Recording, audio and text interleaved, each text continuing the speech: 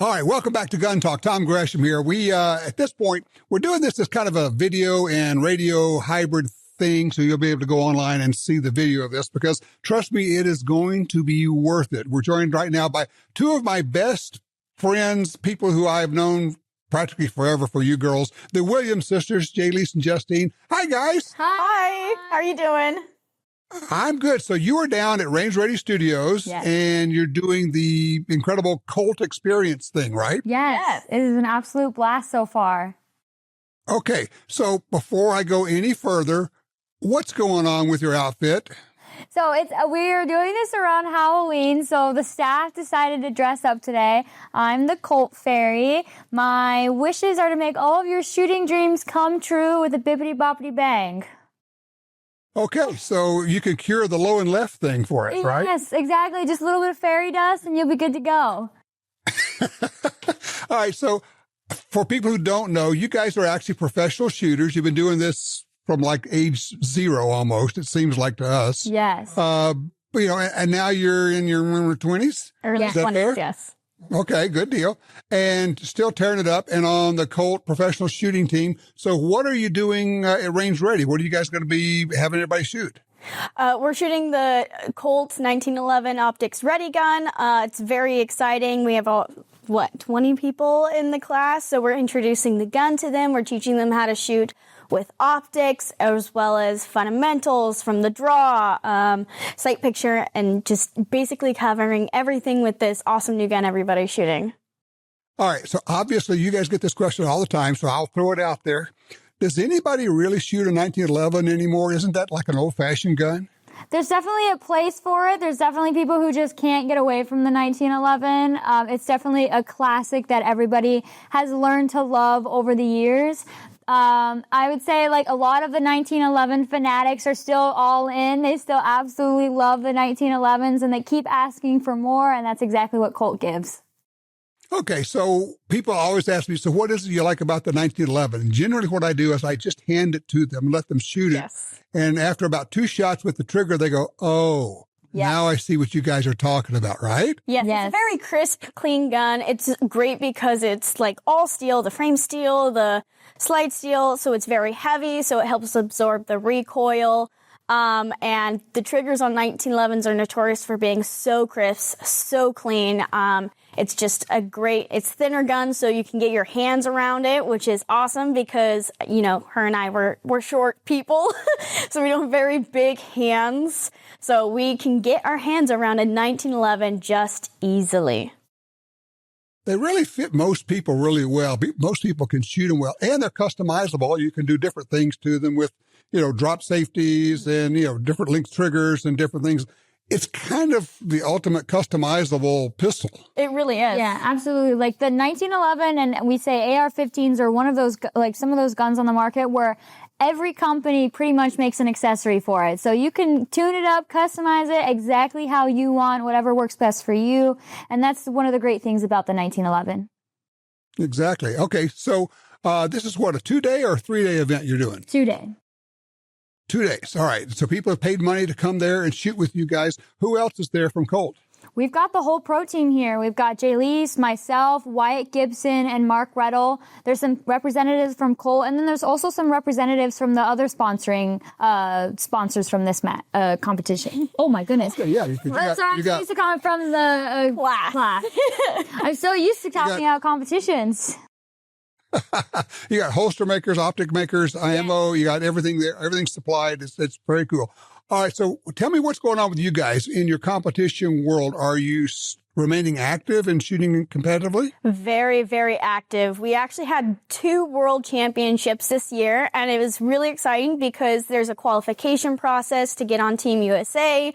And Justine we both shot PCC World Shoot back in May, but she qualified for the overall team, which in the U.S., no women's ever qualified for an overall team. So she did that, and then she went to PCC Worlds and absolute crushed it, took 8th overall in the entire world, as well as 3 gold medals. Like, she just did amazing. And then we both got back from Handgun World Shoot in South Africa, which was in September. where we each won 2 gold medals, and I was on the handgun overall team for the 1911 Division Classic. And so we both have had a very busy, exciting, chaotic year, but very successful. That is amazing. I mean, congratulations to both of you. You're obviously longtime professional shooters. You've been doing, but there are a lot of people who are pro shooters who do not achieve your level. How do you get to, seriously, how do you get to be as good as you guys are? I would definitely say there's a lot that goes on off the range as well. So a lot of people spend a lot of time on the range, obviously perfecting our craft.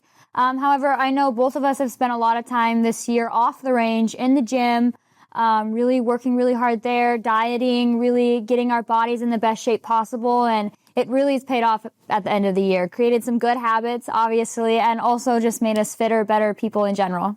I mean, being exceptionally passionate about what you do, I think that's what separates the greatest from good.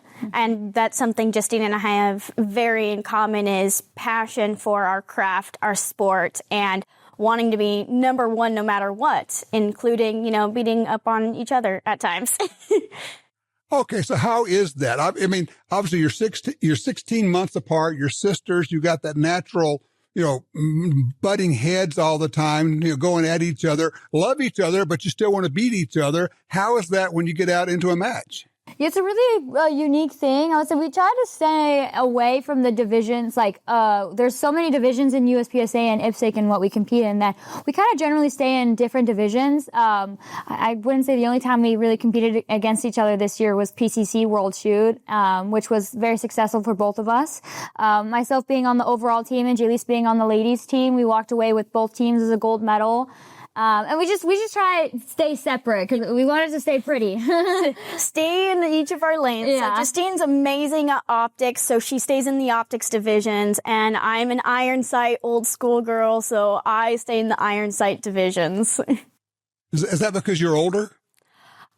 Sure. Yeah, let's go with that. Go with that, right. I like irons. I've always loved irons, and I think it's a beautiful part of the gun culture and the sport that helped create what we have today. And so it's like kind of my way. I'm a big history person, so it's kind of my way of honoring where everything started and like continuing that legacy on. All right, let's switch to, obviously you're winning in competition, but you two both are very active in teaching people, trying to bring people along and get them to shoot better. You got this class, you got a 2-day class. You can't teach everything in 2 days. So what do you focus on when you say, okay, here's the 1911 and we're going to make you a better shooter? Honestly, it's just exactly what Chris says, grip, sights, trigger. A lot of the times, if a shooter is missing or unable to hit the target, if you go right back to the fundamentals of grip, sights, trigger, that student is going to be able to hit exactly what they're shooting at if they truly do those 3 things. All right, so I got to ask you, you guys have been there before. You know Chris Serino, and he is an acquired taste, as you would say. But seriously, there are times when I think he's got savant level knowledge about how to teach people to shoot. What do you think? Yeah, it's a very unique opportunity teaching with Chris. He definitely teaches differently than we grew up teaching or being taught. But I think he has so much experience in so many different backgrounds with law enforcement, military, teaching, Top Shot, just all of those different things coming together. It's just a wealth of knowledge, and we're super blessed to be here. And even I've learned a couple things while I'm here, which is really awesome. That doesn't happen much anymore with me, but I definitely have learned a lot from Chris, and I'm excited for the next time we get to do this.